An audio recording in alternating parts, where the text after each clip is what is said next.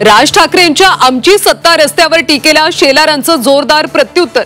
तर बॉम्बे स्कॉटिश मधल्या बॉम्बेला विरोध का केला नाही, शेलारांचा ठाकरे बंधूंना सवाल।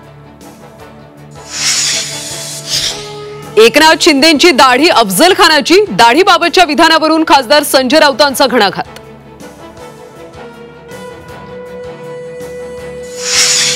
संयुक्त महाराष्ट्र होता त्यावेळी मुंबई गुजरातची राजधानी होती। केंद्रीय राज्यमंत्री प्रतापराव जाधवांचं वादग्रस्त वक्तव्य, शिवसेना नेत्यांच्या विधानांमुळे राज्यभरात संताप।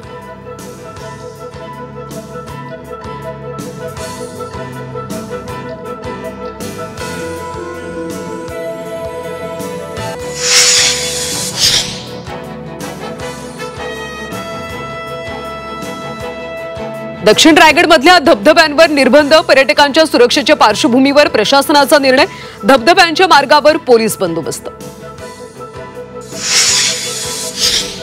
अमेरिकेतल्या टेक्सासमध्ये महापूर, पुरामुळे 51 जणांचा मृत्यू, अनेक जण बेपत्ता, मृतांमध्ये 15 लहान मुलांचा समावेश।